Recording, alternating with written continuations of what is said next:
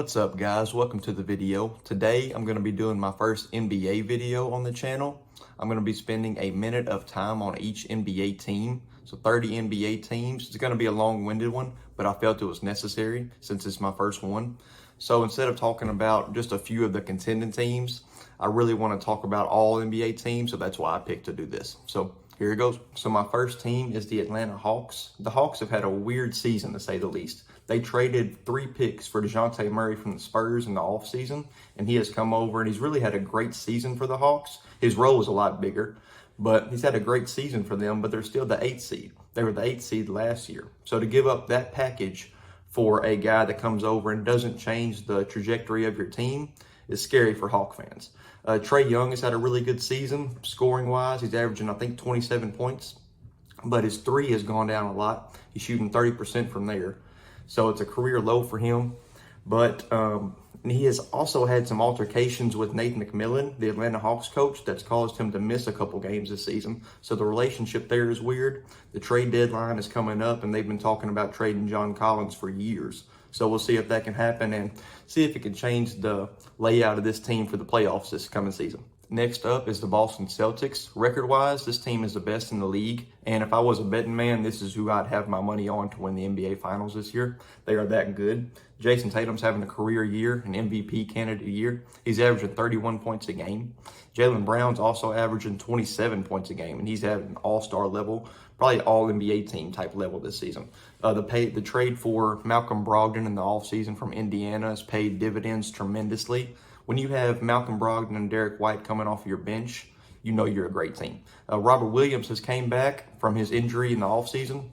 I think it was surgery on his knee, and he came back. He's only played in 15 games, but his presence has been felt. If you thought the coaching situation was going to change this team with the Udoka and Joe Mazzulla coming in to replace him, it has not at all. It has not affected them at all. They are running, you could say, smoother. Last season, they had that kind of disappointing first half of the season and they turned it on. This year, they have been great all the way through, and I really would pick them to win the NBA Finals. Next is the Brooklyn Nets, and what a surprising season the Nets have had. Last season was very disappointing for them, losing in the first round against the Boston Celtics, getting swept by the Boston Celtics. But this season, man, they've changed everything. They changed the whole trajectory. So Kyrie had so much trauma in the offseason. So did Kevin Durant requesting a trade, but they come back. They fire Steve Nash early. Jacque Vaughn has been great as a head coach for them. And the team started off 1-6, and then they went on a 16-1 run end of November all the way to the start of January. And so Kevin Durant's having a great season, MVP-type season, averaging almost 30 points a game. Kyrie's right behind him with 27. Nick Claxton has came up big for this team. He's averaging like 20 and 11 over the past 5 or 6 games. Ben Simmons has had a strange season, but if Ben Simmons doesn't take a shot and he just play makes and gets assists and gets rebounds and plays great defense like he should, this team has a real shot at being a finals or an Eastern Championship contender. Next are the Chicago Bulls, and the Bulls are in a weird spot right now. They're currently the 10th seed in the Eastern Conference. They have an aging roster with Nikola Vucevic and DeMar DeRozan. So I don't see this team contending in the next 2 or 3 years with this roster especially. But if you were to ask their fans, should they tank or contend, I believe it would be 50-50 right now. They don't have their pick this season, so since they're the 10th seed, and they probably will have a lottery pick, they won't be able to keep that pick. It goes to the Magic in the Vucevic trade a couple years ago. But Nikola Vucevic has not been good as a Chicago Bull. DeMar DeRozan had a great season last year, but he's kind of came down since then. Zach LaVine has been in trade talks for months now. Lonzo Ball is coming back from a knee injury, and we still don't have a timetable on him, so that's been kind of weird. To me, their bright spot is Patrick Williams. Hopefully he continues to get better and grow, and Alex Caruso. I pray that the Chicago Bulls do not trade for him, even though he's been in a lot of trade talks too. So that is it for the Chicago Bulls right now, and I don't really have an opinion on if they should contend or tank at the moment. The Cleveland Cavaliers, what a great season for them so far. They made a huge trade in the offseason for Donovan Mitchell from Utah, and it has paid off tremendously. Mitchell is averaging over 28 points a game, playing like an all-NBA team type of player. Darius Garland's also having another great season like he did last year. Evan Mobley has continued to grow in his second year in the NBA, and him and Jared Allen down low have been great defensively. Evan Mobley is starting to branch out and get his offensive game going. He had a career high the other night, so it's just awesome watching him grow. So their only question to me is their 3 spot. They don't have a great small forward. They got Cedi Osman and Karis LeVert. LeVert is one of their big-time trade candidates this upcoming trade deadline, and I believe it would be a good idea to try to trade him and see what they can get for him. They also have Isaac Okoro from Auburn from a few years ago in the draft, and he's great defensively, but he just can't figure out shooting the ball. He can't figure out his three-pointer, and I believe they really need that. Now, they're currently 5th in the East, and they just had such a positive season. So even if they do lose in the first round, they won't be happy by any means, but it will be a successful season either way. Next is the Charlotte Hornets, and the Hornets have had a rough season this year. They are 13-35, currently sitting at second to last in the Eastern Conference. They are in the Wembanyama and Scoot Henderson sweepstakes, and that would be the only reason that this season would be a positive. But LaMelo Ball, when he plays, he is great, but he's had some ankle injuries that have kept him from out some time. But when he plays, he is their franchise building block they're trying to win a championship with at some point. This team has so many trade assets in Terry Rozier, Gordon Hayward, both big-time contracts right there.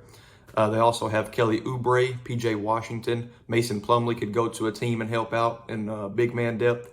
But yeah, so for this team, the positive in this year would be a huge draft pick this year. But other than that, this team isn't going anywhere, and I believe they should trade some big-time contracts on their team to help get some young players to play with LaMelo and help him flourish. Dallas Mavericks. Man, you talk about a one-man show. Luka Doncic has led that team to the 5th seed in the Western Conference by himself, but they are only 2.5 games above the 13th seed. That is just how tight the Western Conference is and will continue to be the rest of the season, most likely. But Luka is playing MVP caliber. He's probably would be the front runner if it wasn't for Nikola Jokic. But man, he's carried the team, like I said. They traded for Christian Wood this past draft, and he's still trying to figure out his role on the team, but he's been pretty good with them. Jason Kidd has been pretty good defensively like he always is. But other players like Spencer Dinwiddie, Tim Hardaway, Dorian Finney-Smith, Reggie Bullock, they just need to step it up just a little bit. Spencer Dinwiddie's been good. They've had surprises like Josh Green and Jaden Hardy, their second-round pick from this year's draft, step up and have some big-time games, some big-time moments. But yeah, Luka needs some help in my opinion, and Dallas should try to give him a partner over this trade deadline. Next is the Denver Nuggets, the number 1 seed out west right now. What a season so far for them. A lot of worries coming back for Michael Porter Jr. and Jamal Murray, how they would fit back in the offense with Jokic and everything, and if they would be rusty or not. And so far, you could see a little rust in them at first, but man, they are helping out this team so much. Like I said before, Nikola Jokic is the MVP frontrunner in my eyes. I believe he's really possible he could win his 3rd straight, which is wild. But man, players like Aaron Gordon have stepped up, Bones Highland. But Aaron Gordon is playing at an all-star level, and I never thought I'd really see this version of him. When he left Orlando to come here, I was really excited. But last year, he didn't prove anything in the playoffs. He was abysmal. But this year, he's averaging almost 17 points a game and 7 rebounds and shooting pretty good from 3. So what a career year for him. Like I said, Bones Highland, their pick from last year, he's been great as well. And this team right now is on top of the West, and they could win the finals. Next is Detroit. The Detroit Pistons have been pretty much right where you thought they would be. Cade Cunningham going down for the season early on this year really sucked. Makes you not even want to watch Piston games. But they might have the most valuable trade asset on the market right now in Bojan Bogdanovic. He has been that good, and probably get them a 1st-round pick before the trade deadline's over from a pretty contending team. Maybe the Lakers, who knows.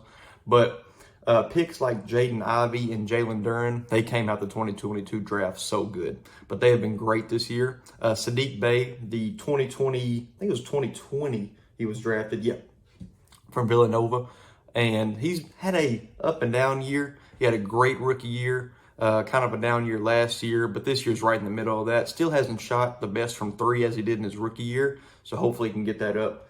But yeah, this team is pretty much doing what you thought they would be doing, developing the young guys and just looking for the future. And whenever Cade comes back, they'll have a pretty good pick this year. They are also in the Wembanyama, probably not Scoot Henderson sweepstakes, maybe Cam Whitmore or Brandon Miller from Alabama sweepstakes. But this team is developing just like we wanted them to and just like Detroit wants them to. Moving on to my favorite NBA team, the Golden State Warriors. And the Warriors have had a weird season, to say the least. Currently 23-25, 10th in the West right now. They had a heartbreaking loss to Brooklyn the other night by up big in the third quarter. But yes, Steph has had a great season like he always does, almost a 30-point per game scorer, all-NBA first team type of player. Jordan Poole has had a pretty good season. Shooting splits have been down, but his role has gotten tremendously larger. Klay Thompson started the season pretty bad, but he's starting to get that type of shooter he used to be. Andrew Wiggins had a strange little stretch. He was injured, came back, and he got benched the other night. James Wiseman, don't know if we'll ever see his full potential on our team at least. Maybe we can trade him for something at the deadline, get something in return for him. But the Warriors are a type of team where if you see them in the playoffs, they're scary no matter who you are. So, in my opinion, we just got to get to that 6th or 7th spot. Hopefully not a play-in team, but if we get to that 6th spot, I think we'll be pretty good for the playoffs. The Houston Rockets, currently the worst team in the NBA right now, 11 wins at the moment. Jalen Green, their number 2 overall pick from last year, has had a pretty good season. He's always dealt with percentage struggles, but this year he's been pretty good at it. Just had his career high the other night. Jabari Smith, their rookie from this year's drafts, had a pretty good season. Took him a while to get it going and to get in the rhythm of the NBA, but that's normal for him. Alperen Sengun has pretty much just came out on the scene. Nobody really knows of him, but this year he's had a really good season. Kevin Porter Jr. has been out for a little bit of time, and in some ways that has helped Jalen Green and Sengun run the offense through them. Tari Eason, their pick from LSU this year, another first-round pick. He's been really good. He was great in Summer League, but he's been pretty good this season.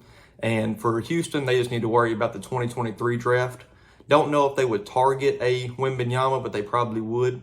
But Scoot Henderson, Nick Smith, Cam Whitmore, Brandon Miller, all players they should target in this year's draft. The Los Angeles Clippers, currently sitting at number 6 in the West, have had a strange season. Kawhi Leonard plays every other game, and Paul George plays 2 out of 3 games. So it's just been weird with how they're trying to do their management, their risk and injury management, but that should change for the playoffs. Hopefully it will change for the playoffs. If not, I don't see this team going far at all. John Wall hasn't been a huge help like I thought he would be during the offseason. I imagine him scoring 15 points, maybe dishing out 5 assists, 5 rebounds, but right now he's around 11 points and 5 assists, which has been a good ball handler for him. And Norman Powell has not been a great player for them this season, but he always has his flashes. I believe this team will be active in the trade deadline, maybe exploring options for Luke Kennard. I think they'll keep Zubac, but I believe they want to get a big man with Zubac, or maybe when Zubac is on the bench, they need a big man as well. So I believe they will be active at the trade deadline, and I have pretty high hopes for this Clippers team this year. The Los Angeles Lakers, currently sitting at number 13 in the West, but like I said before, the West is so tight, I believe 2.5 games, and they'd be the 5 seed. So this team just needs a little bit of a run to get back in there. LeBron James has been amazing, 38 years old. About to break the all-time scoring record, which is insane. It's so cool that we'll get to actually see it happen live. But Russell Westbrook has had a bounce-back year off the bench. He's been great. He's been phenomenal off the bench. In the last 10 games, I believe he's had a pretty good shooting percentage. So happy for Russell Westbrook. Anthony Davis has been amazing. One of his best, probably his best year as a Laker. But he had an injury about a month ago, and it's been keeping him out. But if this team can get on a run, I believe they will be a tough out in the first round, maybe even have a second round type playoff run, but I don't see them getting much better than that. They'll be active at the trade deadline. They might be in the Bojan Bogdanovic sweepstakes from Detroit, but they just picked up Rui Hachimura, and he should be a big help for them as well. So I have faith in this team. A lot of people do not, but I really do, and I believe they'll get in the first round of the playoffs. The Milwaukee Bucks. What can be said about this team? They're currently number 3 in the East. Maybe the only surprise is they're not the number 1 seed right now. But we all know a couple years ago, Milwaukee started to not care about the regular season as much and gave them a championship. Not arguing that's a bad thing at all. Giannis has not had his best season, but whenever it's him, Drew Holiday, and Chris Middleton on the floor, this team is an NBA championship contender, as they will be this year if they're all healthy during the playoffs. Last season, Chris Middleton went down. That made Drew Holiday throw up 30 shots a game and really hindered them against the Celtics in their series. But this year, if those three are all healthy, this team is championship or bust. They also have Brook Lopez, who were starting his season off as a DPOY candidate. That's how good he was the first month. So this team has all the tools to win their second ring with Giannis, and I would not be surprised by it at all. The Memphis Grizzlies, what an amazing season they've had so far. I thought they would have a great season after last year, but for them to be number 2 right now is really surprising in my opinion. I had high expectations for them last year, but I have even higher expectations, especially in the playoffs this season. I believe they really will go far. Ja Morant has been awesome, like he is every season. It's kind of a normal at this point. Desmond Bane, my girlfriend loves Desmond Bane, so there's kind of some animosity there. But he has been so great. He's been averaging over 20 points a game this season, and what he provides defensively is what takes his game to an all-star level. Jaren Jackson is my DPOY right now. They have such a great bench as well. Tyus Jones, Brandon Clark, Santi Aldama has been a surprising story. He's a 2021 first-round draft pick, I believe, from Utah. And just what Taylor Jenkins has done for this organization has been so cool over the past 2 years. And I really do expect them to go far in these playoffs this coming season. Miami Heat season has been frustrating, especially for fans. You saw what they dealt with in the Eastern Conference Finals last year as far as point guard play and playmaking with Kyle Lowry, and for them to not upgrade that position in the offseason, just kind of strange. You always trust Eric Spoelstra and Pat Riley to do the right thing and the smart thing, and they probably have behind closed doors that we just don't know about. The Miami Heat are currently 6th in the Eastern Conference. They are led by Jimmy Butler, who's having another all-star season. Bam Adebayo is really coming into his own, and Tyler Hero is having a great season as well. But besides Jimmy Butler and Tyler Hero, I don't believe they had that third shot creator. And I believe it's going to really hurt them come playoff time. But they might be big movers at the trade deadline. They have Duncan Robinson's contract, and ever since they gave him his contract, he hasn't been worth anything, honestly. And it's been really, really bad to see because I love Duncan Robinson. I loved him during the finals run, but they might move him during the trade. Miami Heat season has been frustrating, especially for fans. You saw what they dealt with in the Eastern Conference Finals last year. So, yeah, I'm curious to see what the Miami Heat will do at the trade deadline, if they make any big moves, which could change this team and could change my opinion on them for the playoffs. The Minnesota Timberwolves have been very disappointing this year. They are currently sitting at number 9 in the West. They obviously have the ability to move up 4 or 5 spots in just a matter of games. But this team made one of the biggest trades in NBA history this offseason, pretty much throwing a whole team at Utah in exchange for Rudy Gobert. They thought this trade would take their team over the hump because Karl-Anthony Towns' defensive struggles. And so far, it has not paid off at all. It looks horrible for that front office. The funny thing is Utah is a half game above Minnesota after making this trade with them. So they've also been in trade rumors with D'Angelo Russell, their point guard. Anthony Edwards looked like he's done with Minnesota, and that's crazy to see, especially a guy on his rookie contract and a guy as good as he is. Maybe they can turn it around, but so far it has been pretty ugly in Minnesota. The trade deadline's coming up. Maybe they can make some moves and shift the energy around this organization and shift the fan base a little bit as well. The New Orleans Pelicans have been so good this year. Currently sitting at number 4 in the Western Conference. Zion Williamson has come back from his injury that kept him out the whole year last year and is playing another all-star level. CJ McCollum came over here at last year's trade deadline from Portland and has been the spoken leader of this team and basically the point guard. Brandon Ingram has missed some time, but when they are all three on the court together, they're all 3 20-point scorers, and they can all play make so well. They each average almost 5 assists each. They also have probably the most underrated center in the league, Jonas Valanciunas, at their 5. So that's always good to have an underrated center. But role players such as Trey Murphy, Najee Marshall, Herb Jones, Jose Alvarado comes in off the bench. And they also have trade assets for this trade deadline to make them even better, like Devontae Graham, Kyra Lewis. Jackson Hayes as well. Their number 8th overall pick this year, Dyson Daniels, has not had so much playing time, but when he does, he has been efficient with it, and defensively, he is awesome. So I do expect big things in the playoffs this season from this team, but just an overall great season so far. I'm gonna get a good rotational player at this trade deadline that will help them. God almighty.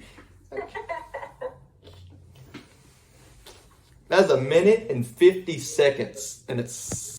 The New York Knicks have had a surprising season this year. They bounced back from last year. You know, in 2020 and 2021, they were the 4th seed, kind of out of nowhere. Julius Randle had an amazing season that year, and they ended up losing in the first round of those playoffs to Atlanta. Then last season, they kind of fell back to earth. Randle didn't have a great season, and they missed the playoffs. But this year, they're sitting at the 7th seed, but only a few games or a couple games from being in that top 6 of the Eastern Conference. Julius Randle has been amazing this year. They had one of the biggest signings in the offseason in Jalen Brunson, and he has been great at an all-star level for them almost. R.J. Barrett started the season really slow, especially efficiency-wise, but he is kind of striving towards that. And he's shooting about 35% from 3 and 40% from the field, so still got some improvement, but a lot better than what he started. Manuel Quickley and Quentin Grimes have been really good for them. That Isaiah Hartenstein pickup has been great in the offseason. But they also have some trade assets in Derrick Rose, Evan Fournier, and especially Cam Reddish that I think they might make some moves at the trade deadline and see how they can improve this team. The Orlando Magic season is going perfectly for Orlando fans. They are currently 3rd to last in the Eastern Conference, and they should have a really high draft pick.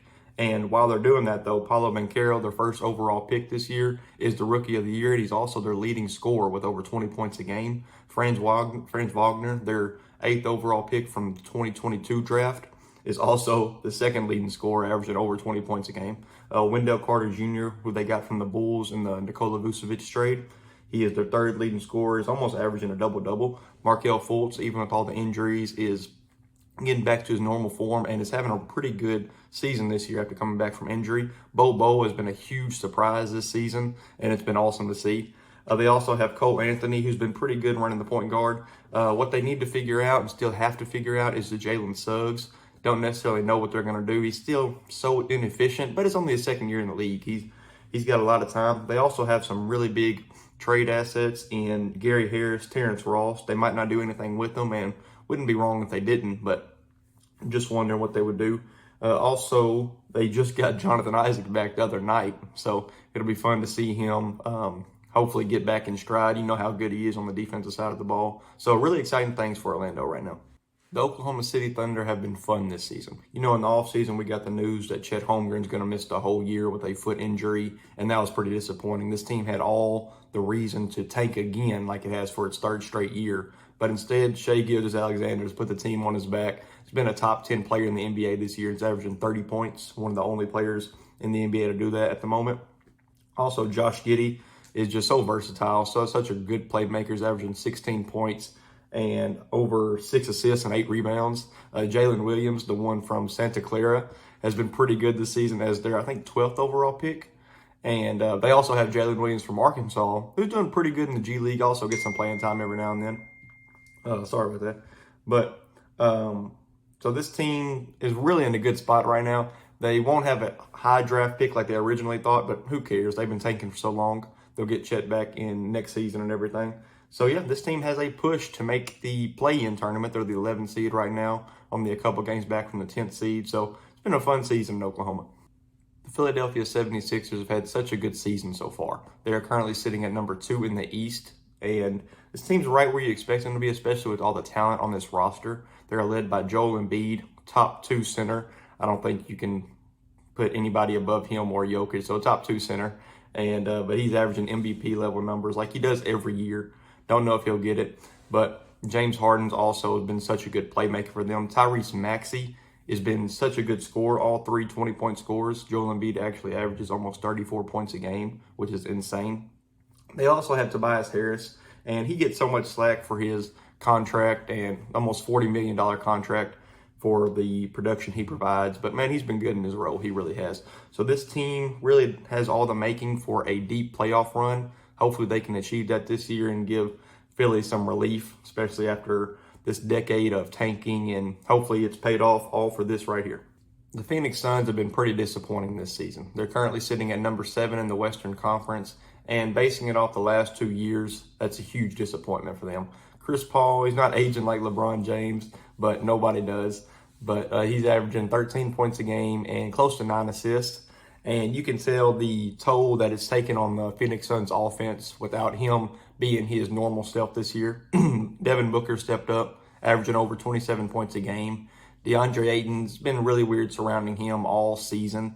He's had some turmoil issues with Monty Williams and stuff, even in the offseason when Indiana signed him and Phoenix decided to match it. There was just really weird relationship right there. Mikal Bridges has stepped up, been the third scorer on this team, and what he provides defensively, you just can't find that in too many places. They also have Jay Crowder, who they've been trying to move since the start of the season. So I don't know if he'll get moved before the trade deadline or not, but I believe it could lead them to a big asset in this trade deadline.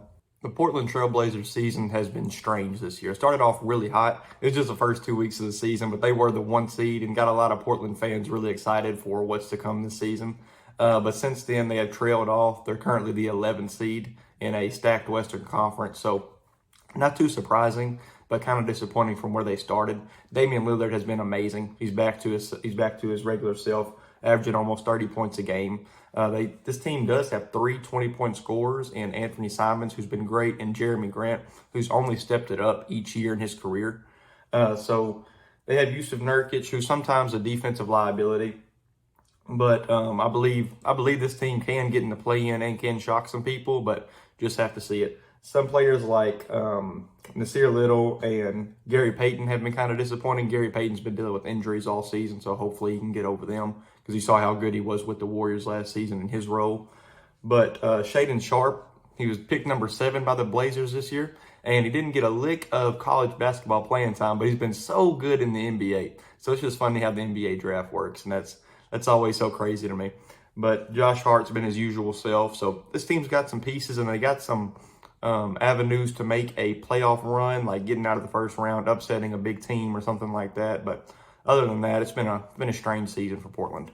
The Indiana Pacers have had such a fun season this year. They're currently sitting at number 9 in the Eastern Conference when a lot of people picked them to be a tanking team in that 13, 14, 15 spot to get a really high draft pick this year. But Tyrese Halliburton said he wasn't going to do that. The man's averaging 20 points a game and playmaking like crazy. He's had some amazing games this season. Buddy Hield is one of the top 3-point shooters in the league, shooting it at a 44% clip right now.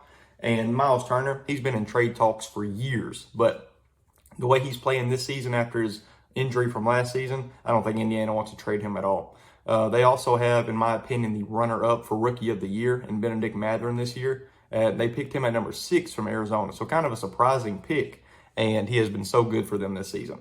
Now, that Chris Duarte, their pick from, I think it was Oregon last year, he has kind of not dropped off, but he's only scoring about half of what he was last season, and the shooting efficiency has gone down a lot. So it's just a sophomore slump. I think he'll get back into it. So really that's the only negative so far in this team, and I believe they can shock some people. They'll get in the play-in, I believe, and maybe who knows what happens then. Sacramento Kings fans deserve the season they're getting from their Kings. They are number 3 in the Western Conference. It's been a huge surprise. I picked them to be right around the play-in spot, so man, they jumped up. De'Aaron Fox has been amazing this season, playing like an all-star, even though he might not ever get an all-star in his career the way it's going.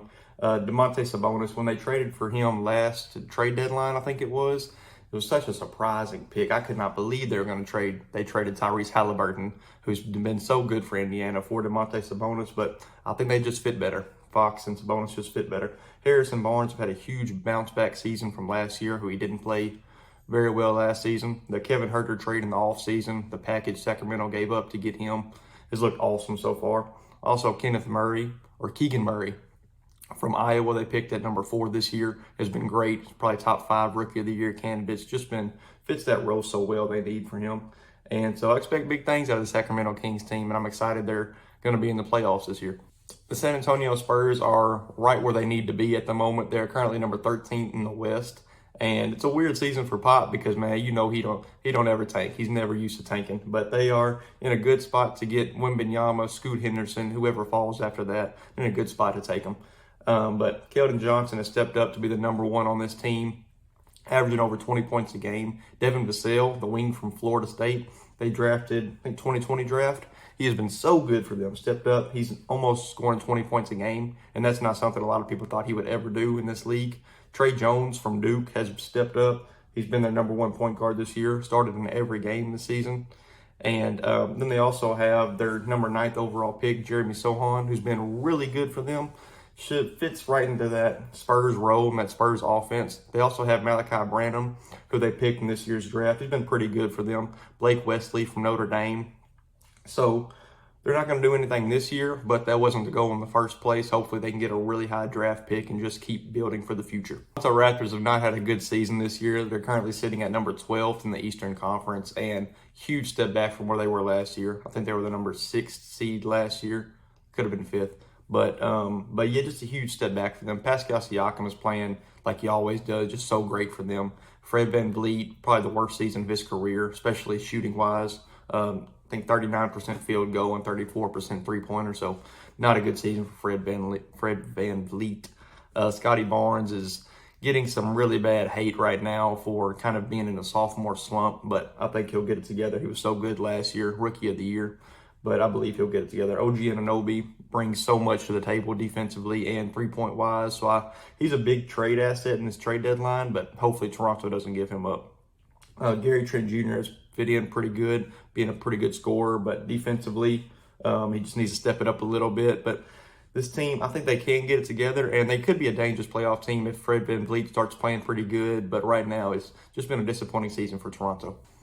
Probably the most shocking season out of everybody this year is the Utah Jazz, currently sitting in that play-in spot right now. And it's just been wild for them. Several people picked them, including myself, to be a bottom-tier Western Conference team, like 13, 14, 15 spot, because their #1 option is going to be Lauri Markkanen and Jordan Clarkson and Colin Sexton. But right now, Lauri Markkanen is playing at an all-star level. I think he will get an all-star appearance this year, especially because it's in Utah. Jordan Clarkson's averaging over 20 points a game, and Colin Sexton's actually not having the best season, especially even on this team.